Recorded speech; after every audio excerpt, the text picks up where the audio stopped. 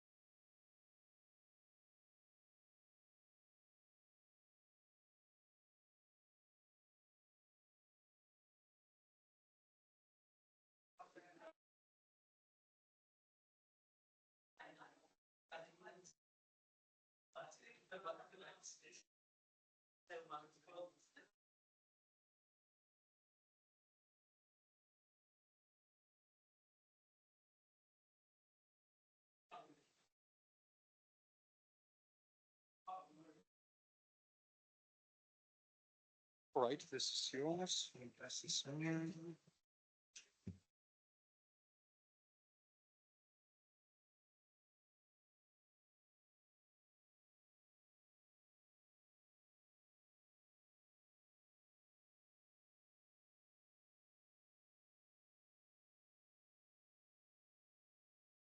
Czy mikrofon działa? Działa. All right. The microphone is working. I think that we can start after the break. after enjoying the pleasure of Polish cuisine. I hope you liked it. And yes, officially welcome back to the next plenary session. This time we are going to listen to Dr. Karin Zotzman, who is with us here. And Dr. Zotzman is an associate professor of applied linguistics at the University of Southampton. Before taking up her position in Southampton, she worked at the Institute of Education at the University of London, several universities in Mexico, and the College of Education and Leadership at Walden University in the USA. Dr. Zotzman specializes in the market transformation of higher education, cross-cultural language education, social class and intersectionality in teaching, and academic literacy. She is currently completing a book, Corruption, a Critical Realist Discourse Analysis. Her research is deeply rooted in the philosophy of critical realism. The title of the lecture is Abstraction versus Idealization in Models of Corruption, an engagement with critical realism and the wider philosophy of science in relation to the role of agents, culture, and structure in acts of corruption. Please, Madam Professor.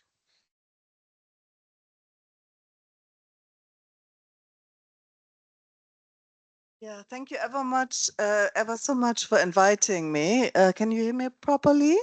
Yeah? Okay.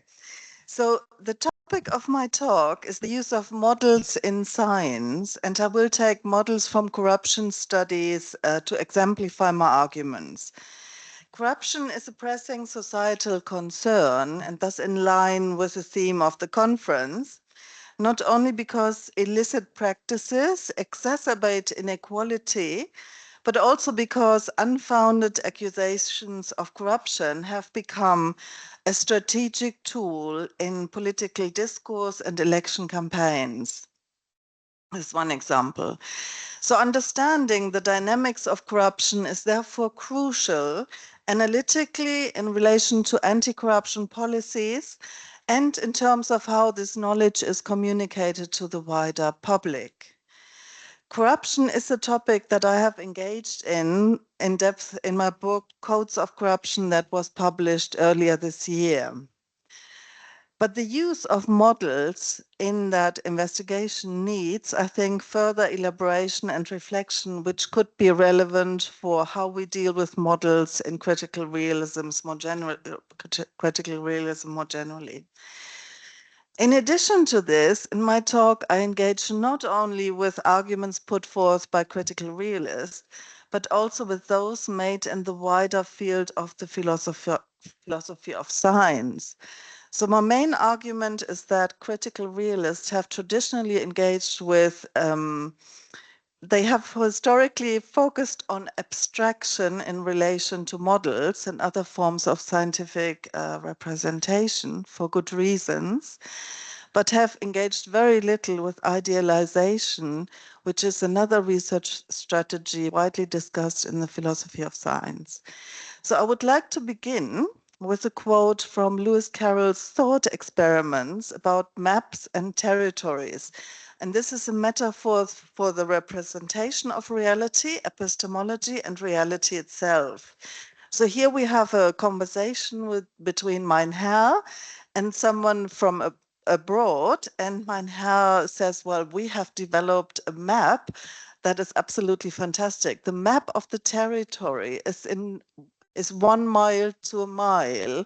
And then the other person says, have you used it much? And he says, it has never been spread out, said Mein Herr. The farmers objected.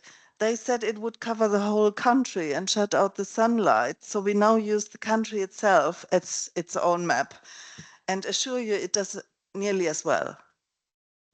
So many of you might know this thought experiments in various other forms, for instance, by the Latin American author Jorge Luis Borges on the exactitude of science, or Jean Baudrillard or Umberto Eco. They have all used the same thought experiment. So the map territory metaphor shows that the representation and the reality do not, cannot, and should not overlap. Yeah. Otherwise, so there's no complete isomorphism between model and the thing modeled. The map in Lewis' story is so detailed that it is unusable. The territory doesn't nearly as well. It doesn't simplify things, and it doesn't identify essential causal features that are of interest to the map maker, neither through abstraction nor idealization. So the main point of the story is that fidelity to reality does not constitute a necessary criterion for assessing the value of scientific models. So critical realists have engaged with the relation between ontology and epistemology, between territory and map through abstraction. And I will deal with abstraction as a scientific strategy in CR first before I come to idealization.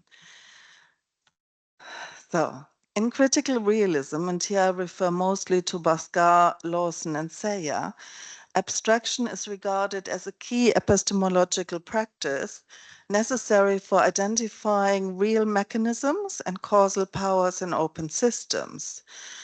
So from a CR perspective, abstraction is ontologically grounded. It reflects a stratification of the world and goes beyond empirical regularities. The aim is to separate out that which is characteristic of an object from that which is more contingent. Yeah. And the discussion around abstraction in CR has been developed in the context of the critique of empiricism and positivism, which are seen as insufficiently abstract and distorting real-world complexity. Models in empiricism, especially in economics, are often idealizations of surface-level regularities. They are typically representational in the sense that they assert a structural similarity between a model and some part of the real world. So I won't go into this, but Sayre makes an important, into the whole quote, but Sayre makes an important distinction here between that which can be observed, the empirical, and the concrete. The concrete is a richer, more determinate understanding of real-world phenomena. It's a synthesis of multiple abstractions, but which occur together in the real world. And yeah, so he argues that in order to understand this combination that occurs in the real world, the multiple determination, we normally have to isolate each element in thought first, even though these elements do not and sometimes could not exist in isolation in the world. So let me now come to the difference between abstraction, prioritized in CR, and idealization. There are, of course, various ways of understanding the difference. Some authors wouldn't even think that it's a valuable distinction at all. So I draw here on Levy, actually 2021, who argues that abstraction, which I call abstractness, involves the omission of detail, of unnecessary detail, whereas idealization consists in a deliberate mismatch between a description or a model and the world. So abstraction, according to Levy, means leaving something out. The representation is incomplete. The abstract description says less about the subject matter than there is to say. But what it does not say is that it does not say things that are literally false. So idealization, in contrast to abstraction, is seen as intimately tied to the knowledge and intention of the map maker. It's a deliberate mismatch between the representation and the world, with the emphasis on deliberate. If it wasn't deliberate, it would be simply a mistake. So what would the purpose of a misrepresentation in a model be? Potidis gives an example from physics, and I'm not a physicist, but I like the example. He talks about the electron-proton model of the hydrogen atom. According to Potidis, this model allows the calculation of energy levels and wave functions for single electrons orbiting a nucleus. So it is foundational to understand atomic structure and chemical bonding, but it is actually factually wrong, according to Potidis. It treats electrons as if they had no spin, it neglects magnetic effects due to the motion of the proton, and it assumes that the atom is free in space. And he says, these are kinds of omissions that cannot be literally true, since no actual systems are encountered in which these features are absent. By omitting them, we omit important aspects of truth. So Potidis' argument here is not simply that a misrepresentation can be useful because it allows for clarity, but also that the difference between misrepresentation, idealization, and omission, abstraction, is not clear-cut.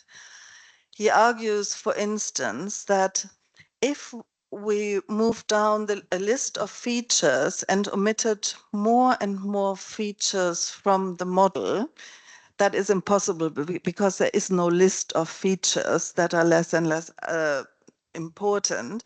But let us assume we could. Then by omitting more and more features, we will deviate further and further from the truth. And at some point, our abstraction would actually become a misrepresentation, hence idealization.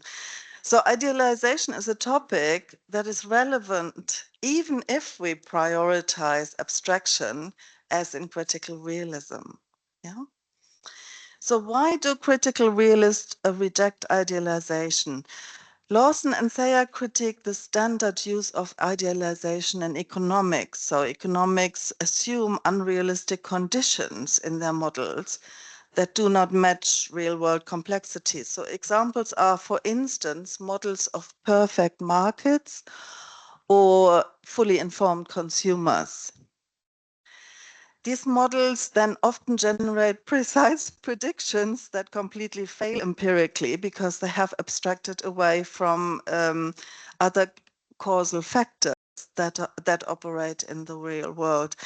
And I have another quote here from authors from the philosophy of science, not critical realists, but they say the idealization of economic models in contrast to physics have not earned their keep because they don't predict anything. So the problem is not that they idealize, the problem is the lack of empirical success they bias in exchange. So while generally rejecting idealization in economics, Lawson acknowledges that some form of idealization might be useful heuristically, but that models should never be confused with explanation and should always be regrounded in ontology. So idealization must ultimately always connect back to the real world, and then the difference must be assessed. And I think that is uncontested. So here's an overview of abstraction versus idealization in the philosophy of science that reveals both overlaps and differences. But I think that doesn't appear on the slide, but at the bottom it says idealized models may be false, yet explanatory or predictive. And now we'll come to models in corruption studies and my own empirical work on cases of bribery, extortion, and other kinds of corruption. So in my investigation, I dealt with 3 existing models of corruption: the principal agent, the collective action, and the social norms model. So the principal agent model says, corruption is at its core an abuse of entrusted power for personal gains. So it always involves three participants. It involves a principal, that is an institution or an organization, and an agent, that's an employee of that institution and or organization, and then a client or a citizen who's outside of that organization. And a prototypical situation of corruption is, for example, when a bureaucrat, an agent who represents a government institution, a principal, accepts a bribe from a private company for preferential treatment. Yeah, but it doesn't. Corruption goes beyond public institutions. They're in the private sector as well. So the first thing to note is that it's not straightforward to say whether the principal agent model is an abstraction or an idealization. That's exactly what Levy said before. It's certainly an abstraction as references to specific institutions and institutional pathways, social norms, power structures, as well as other causally effective features are omitted. Omission equals abstraction. It focuses, at the same time, and actually primarily so, it is an idealization as it is based on several assumptions that are factually wrong. So firstly, it assumes that people are purely rational actors who aim to maximize their own advantage if they can. Individuals, however, are not only motivated by their calculation of personal profit. Secondly, it is assumed that discrete acts of corruption are easily identifiable and separable from the rest of the agent's duties. That isn't necessarily true, as illicit transactions are enmeshed with and embedded in official procedures, which are then bent and broken. And thirdly, and this is the main criticism, it is assumed in this model that the principle, that is the institution or organization, is actually clean. And then you have rotten apples, namely agents or individuals who corrupt the system, yeah? But it could actually be the other way around, and that's where the collection action model comes in. So, but let me just say, these simplifications are known to be false, so they're deliberate to some extent, but they're retained to enable tractable analysis. But to see it that way, you have to see the principal agent model as an idealization, a deliberate misrepresentation, which is a starting point. And then that allows you to critique its scope and limits and encourages a scrutiny of the model's assumption in face of empirical evidence. Is it still useful in context where corruption is systemic? It also leads to, and if you see it as a deliberate misrepresentation, it also makes you careful about anti-corruption policies, because in this, if you follow this model and take it literally, what you then do is, you monitor and penalize individuals, but you leave structures intact because you don't attend to the structures, yeah? So I would argue, I'll come to that in a minute. So this is the second model. It's a critique, it has been developed as a critique of the first model, and it argues that corruption is a collective action problem. So instead of having a clean principle and some rotten apples, what we have is a systemic corruption that is widely perceived to be the norm, and therefore individuals gain little from abstaining from corruption because they see that others do it. So it's a kind of prisoner dilemma model. Yeah. So the structures, but it doesn't focus on structures, but what it basically says is that that there is something that motivates and enables people to be corrupt, and that is systemic. And related to this is the social norms theory, and that's very relativistic because it assumes that in corrupt contexts, people take corruption as the norm and they do not see it as problematic. I would strongly oppose that view. I think people, even in very highly corrupt societies, know that corruption is not good, but they can't do much about it because, yeah, you get the point. Yeah. So I agree with so these two models are against the principal agent models. They highly criticize it. And I agree with the criticism of the principal agent model, but I would strongly hold on to it as an idealization because it provides insights that the others do not. So the insight is that you need the structures that empower the agents to either behave in non-corrupt or corrupt ways. And the other models don't have structures in them. So in my analysis of actual cases of corruption, the role of structures, corrupt or clean, was essential. And it is only the principal agent model that draws attention to structures.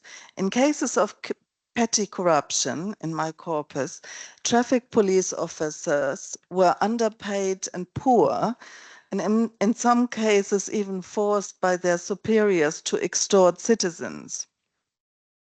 In cases of middle range and elite acts of corruption, so that is those that involved more private gains, but were also more harmful to society, hierarchies and social networks, kind of second order social structure that worked on the institution, were also essential. So structures are extremely important in cases of corruption. And sometimes the people who extorted referred explicitly to structures, networks, etc., because they had to show where their power came from. So in my investigation, the three main models that currently predominate academic discussions were all useful as they pointed to some important causal mechanisms while backgrounding others. The role of constraining, enabling, and motivating structures, plus agents with their power of reflexivity, so they observe others and analyze the behavior, plus prevalent norms. So the relational structure, the delegation of authority from, The delegation of authority from principal to agent does confer causal power to agents, and those powers are real, grounded in the institutional arrangement. So corruption emerges from the structure of principal-agent relations, although the structure doesn't determine agents to act in illicit ways. The mechanism, the agent's power to corrupt, is real, but whether it is exercised is contingent. So it depends on norms, social practices, ability, being networked, individuals, their values, etc. So based on my empirical research, the principal agent model has heuristic value, but only if we understand it as a deliberate distortion of reality as an idealization. So the point is not to say the model is wrong and reality is more complex and emergent. That really isn't the point. I think instead we could use the model and then, move from surface level appearances. This official took a bribe, to deeper explanations. So what kind of informal structures are in place that enable, motivate, and constrain agents? So understanding idealization is crucial for scientific research, in my view, but also for it has policy implications. Again, if we believe the model to be literally true, we would try to reduce corruption through surveillance and punishment of individuals, and and the sanctioning of bad behavior, but leaving the structures intact.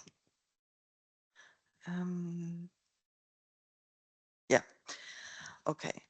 So I'll come to my conclusion now. I'm probably a bit early, but critical realists have emphasized abstraction far more than idealization, and this imbalance is rarely made explicit in the literature.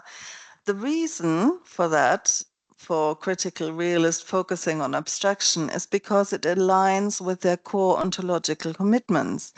Abstraction is a strategy by which one isolates causal powers from empirical clutter, distinguishes between the empirical, actual, and real, and to identify tendencies in open systems. And critical realists resist models that are knowingly false, like perfect markets, perfect information, symmetric information rational agents, because they obscure real generative mechanisms. So rather than exploring how idealization might be useful if treated carefully, the critical realist literature tends to treat it as part of the problem, not as a nuanced tool. So Tony Lawson critiques idealizations in mainstream economics, but focuses more on why they fail in open system, not on, he doesn't really talk about or theorize idealization per se. And Dresser mentions the dangers of idealized assumptions, but also doesn't develop a framework for when and how it could be epistemically productive. And Bashkar rarely uses the term idealization in a technical sense. He treats false assumptions more as a sign of epistemic error than productive modeling. So in sum, idealization has been treated with suspicion as it is associated with positivism, closed systems reasoning, and empiricist distortions. But I think critical realism could benefit from a more explicit and nuanced engagement with idealization. Why does this matter? Especially in domains like corruption, but also climate change and climate policies, we will always deal with models that are inevitably idealized to some extent. So a critical realist approach that explicitly distinguishes between abstraction and idealization and allows for deliberate misrepresentations for specific purposes would strengthen its relevance and practical reach. And as a model, as a way forward, I think, I would like to point to Erica Thompson's work entitled Escape from Model Land. So Thompson does environmental research and focuses in her book on mathematical modeling of global warming. She argues that idealization is essential for clarity, but it is a double-edged sword. Idealized models can mislead us if we mistake them for full representations of the real world. But her message is not, do not idealize. She advocates a critical use of idealization. She argues that idealizations are not abstractions, but choices.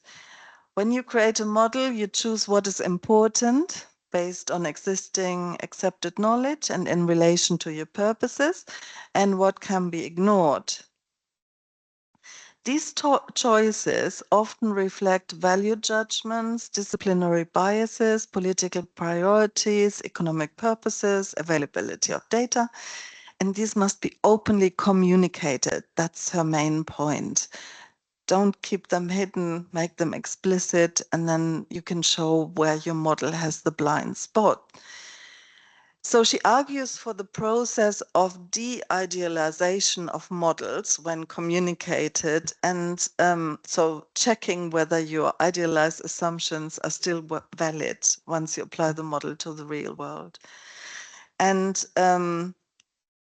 these idealization strategies widely discussed in the philosophy of science include being explicit about your simplifications, communicating assumptions behind the idealization, treating models as heuristics, treating models as decision tools, not predictions, and always stepping outside of model land where everything is neat and coherent to test assumptions and reconnect with reality. And she also includes pluralistic modeling,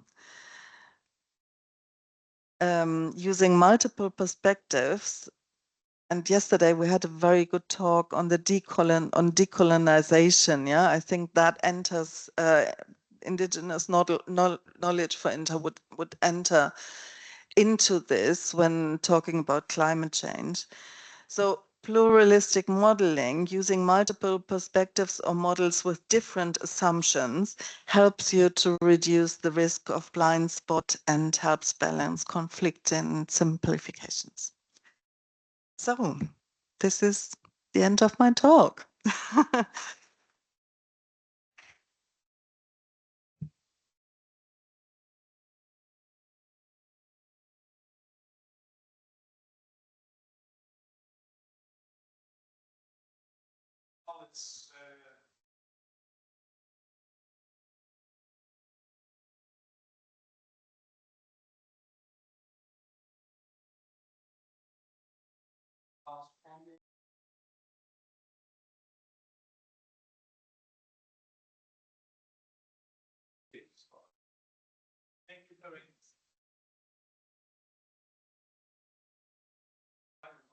Oh,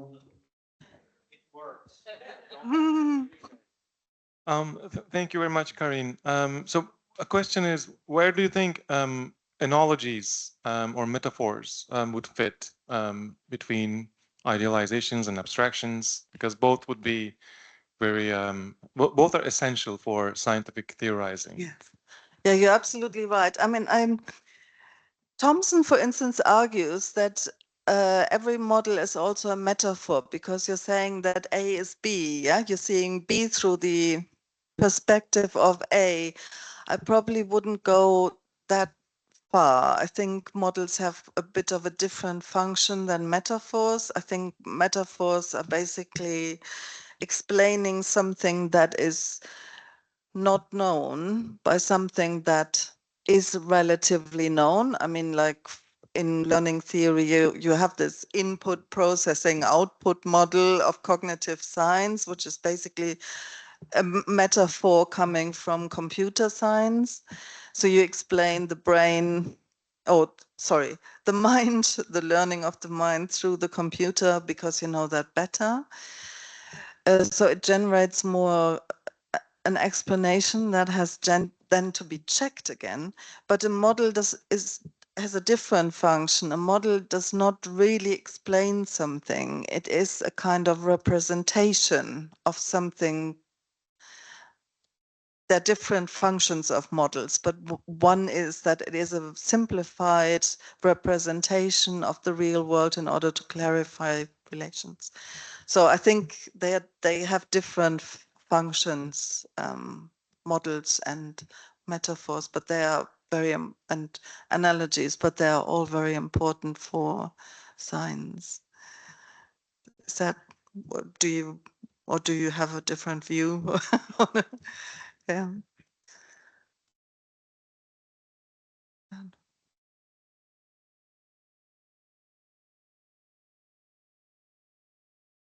Thank you very much. I really enjoyed your talk. I wanted to ask maybe if you could elaborate a little bit the two models that were challenging the principal agent model.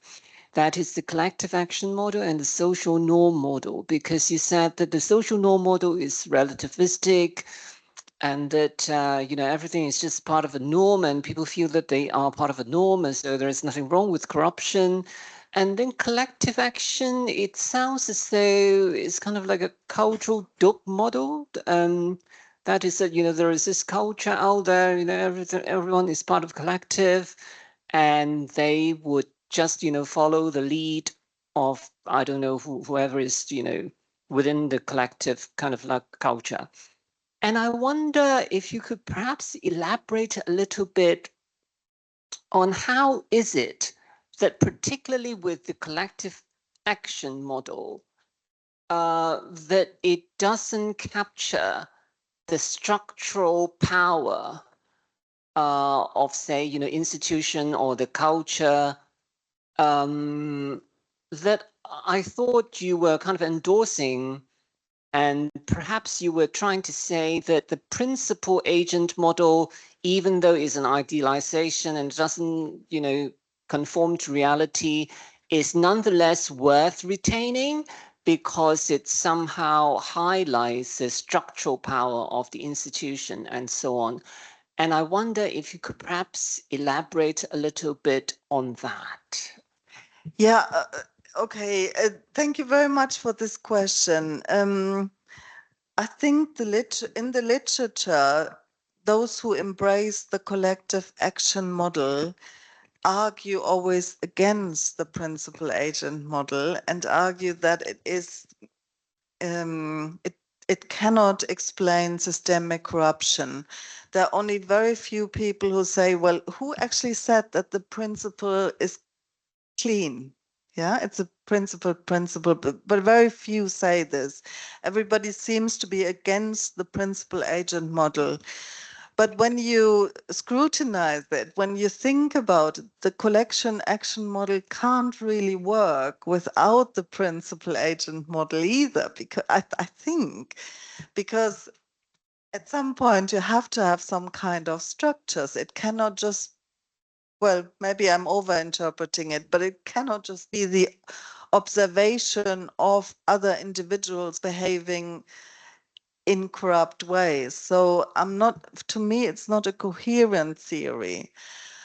What it does, though, is it helps to develop more effective anti-corruption strategies, because instead of focusing on individuals, it focuses on collectives and tries to bring people and institutions on board who then commit to more ethical behavior. But yeah, so I don't find the collective action model actually coherent, but that could also be my critical realist perspective on structures. It's basically based on a prisoner's dilemma core, that if you observe everybody around you behaving in a corrupt way, you would have a disadvantage if you didn't. Yeah, if you behaved ethically.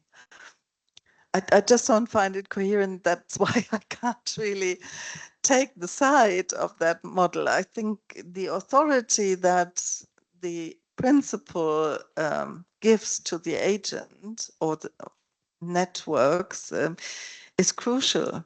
The relation between structure and agents is crucial. So, yes, Crystal.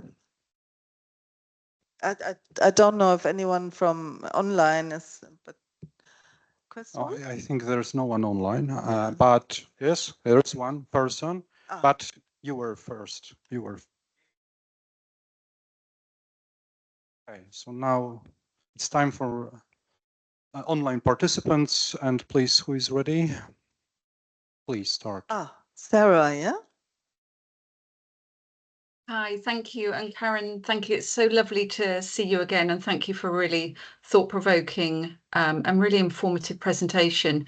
I suppose mine is an observation and perhaps a question back to you about how I could apply some of the things you've been talking about to my own research. So perhaps it opens it up to the floor as well. So this is healthcare in England. So we've had the recent publication of the 10-year health plan. And I'm playing back your words, it's idealistic vision for what that means for health and care in England. And a delivery plan is awaited. we've had ongoing cycles of poor quality outcomes and experiences for patients, and the approaches of this will make it better. It's like a sticking plaster that keeps coming on and off. My research is looking at near real-time feedback interventions, so to look at how patients feel they are being treated at the time. It works in idealistic research settings. So when we've got controlled settings, near real-time feedback works, but it doesn't necessarily work. So I've done the systematic review, and it doesn't necessarily work always in real-world settings. And I was just wondering whether I could apply some of the points that you've been talking about with this idealistic approach versus reality to healthcare in general and the work that I'm doing. There seems to be a strong link there that I perhaps need to think about a little bit more. I wonder your thoughts, Karen. Oh, thank you very much for this question. I'm actually talking about the representational or the epistemic value of a representation as in a model. But once you come to the real world intervention, then other things apply that you have to think about more things, how that works in context. And I don't really know how to answer that because I'm not, in policy. I don't work in policy context. So I was only talking about the models that we used and the role of idealization. So I'm not quite sure if I can answer fruitfully to that question, but maybe somebody else can from the audience. Maybe if somebody's having a think from the audience. I think my takeaway from this is I feel that there is a level that I can look at, and it's an important level to explore a little bit more. So thank you for highlighting that for me. Thank you. Thank you ever so much for the question, Sarah. And if something occurs to me, I will get back to you. Thank you. So I would like to ask you, if I can, about conception, Max Weber conception of idealistic types, because I'm afraid that I suppose that maybe nothing is fulfilled these types, but this conception say us something about reality. We can compare these types with the some parts of reality. What do you think about it, if I can? Okay, Max Weber, I'm on wobbly ground here. I don't want to say anything about him because I'm not a sociologist. So I'm not quite sure whether he uses ideal types in the way that the philosophy of science talks about idealization. But I take your point that deliberate misrepresentations can say something about the reality, even if it's only a negative. Yeah, the reality is not like this, but at least we have this as an idea and can compare empirical reality, which is always more complex and multiply determined. So I think ultimately models are there for a purpose.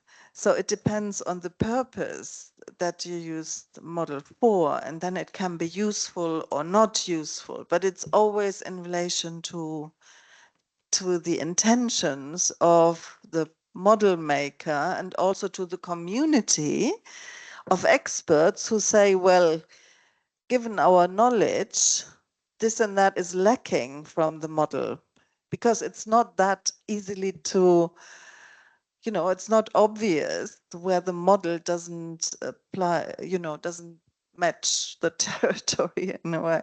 You need experts for that, especially with something like climate change or health. Yeah.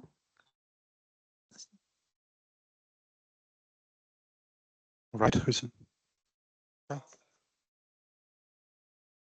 Okay, please. So it seems to me that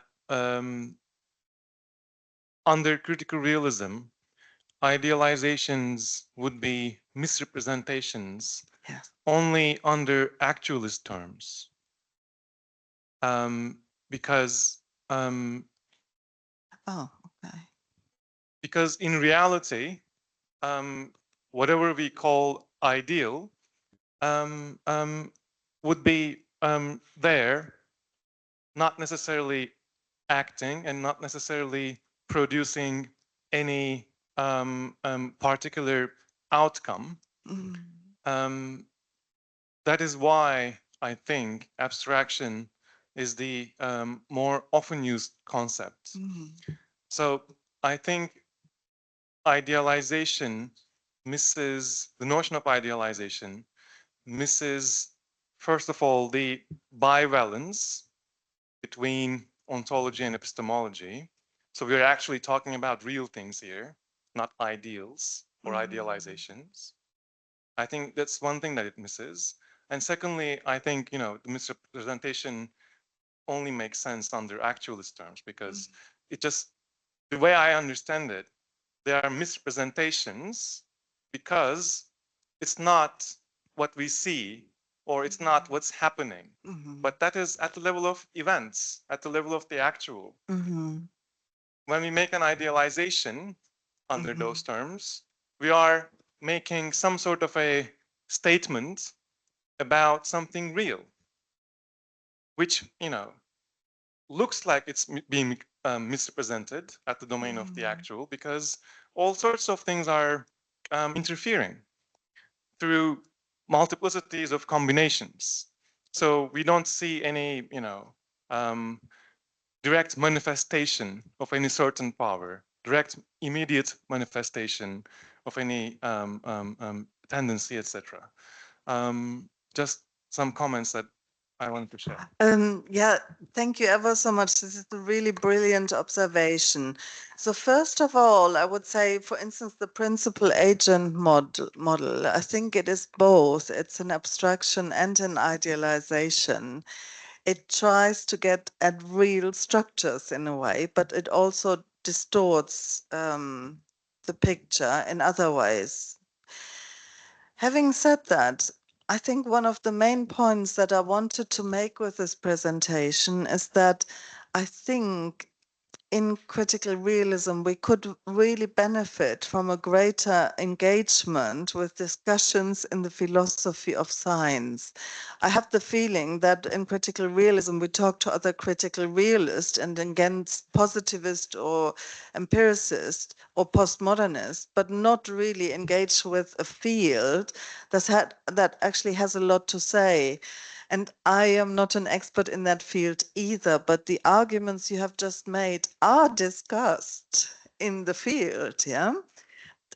They, I can't give you the whole debate, but just engaging with it would actually be beneficial. But the question is, well, how do you assess the truth value of an idealized model?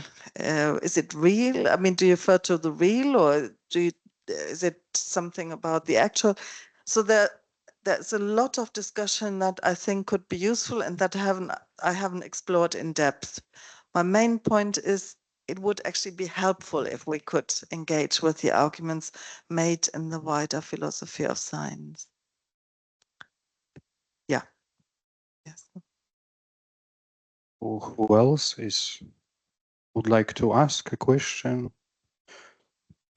I wonder, how would you define, from the perspective of critical realism, the problem of human conscience in the face of a prisoner dilemma? Because I wondered while I was listening to you, yes, that I thought that would be very interesting. Of course, everything that your reflection is very profound, but how would you define the problem of, we can say, agency of an individual, actually, here in this case? Yes, so a human being as an individual and their agency, so what they can do, and how, from this perspective, from perspective of a critical realism, would you describe and define the role of conscience? Conscience. So you mean, would you say the ethical position, the Yes, values that ethical somebody. position in the face of prisoner dilemma, yes, in the society that imposes, for example, some corrupt laws, so-called laws, yes. So how could we define this role of conscience from the perspective of critical realism? Okay, so I think it's really important to differentiate between the things and what they are. And I would differentiate between values that people hold and their behavior. Just to give you an example, in most of the corruption studies, and that's why I think my book is quite important, people cannot, investigators haven't accessed real acts of corruption. So the studies mainly, they're quantitative studies, and then there are other studies which look at attitudes and perceptions. Yeah, and on the level of attitudes and perceptions of corruption, you usually, what do you do when you are asked about corruption? Most people would say they reject it. Yeah. But when they are in a situation like in this prisoner dilemma, when they see that everybody else is doing it and they have a disadvantage of, if they don't, then what do you do? So you have a conflict between your values and your potential behavior, and how you solve that depends on you. But structures can be really powerful. Yeah. So what do you do if you can't access the healthcare service because you have to pay something privately? I mean, this is real difficult decisions. And even though you might reject paying a bribe, what do you do? Yeah, in that kind of situation. So your question was more profound than that, but that is my answer. That is my limited answer. I would say that you have to hold things ontologically separate, behavior from values or moral conscience. Thank you very much indeed. Thank you. Yeah. Oh. Okay, and there is one person online. Okay, Malondon Cosinati, please, Emmanuel. Yes, Dr. Yes. Emmanuel Malondon Cosinati. Please start. Yeah, thank you. Very interesting and deep conversation. Mine is more of a comment, I think, than a question, but we can see how it proceeds. Right. Now, a typical situation where you have, in a university setting, you have systems in place where, corruption is, they guard corruption, but managers within the system, within the sector, they make sure that system don't work so that they enable corruption. In other words, people in the position of power, within the institution, they enable the acts of corruption. And so what you see is corruption taking place, is you observe this as taking place. And of course, you made a great point that looking at that alone would not give you a picture of where do these things emerge, and, it means to leave structures, intact.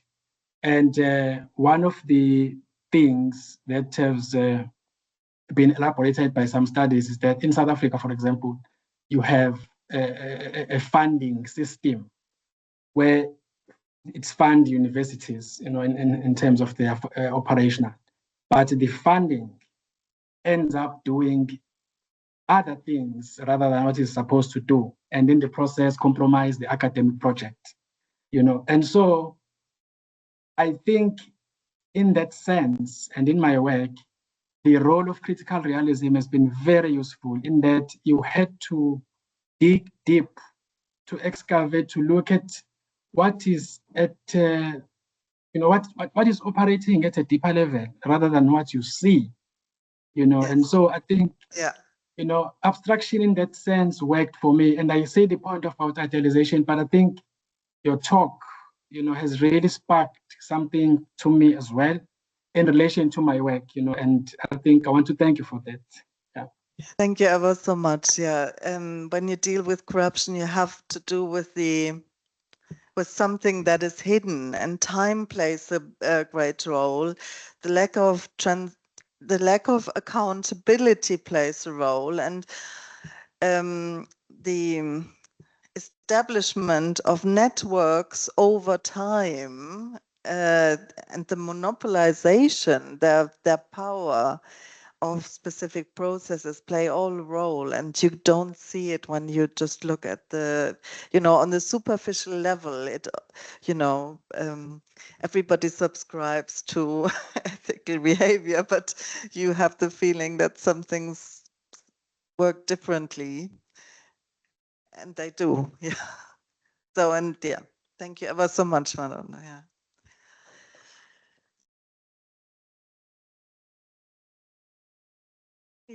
Okay, I think that's it. Thank you very much, Madam Professor. Thank you for the discussion. you. And now,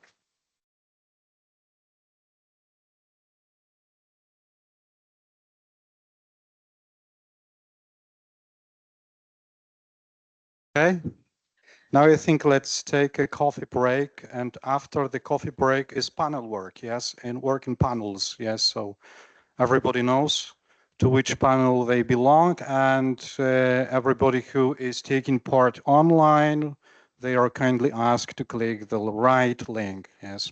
Okay, thank you very much indeed.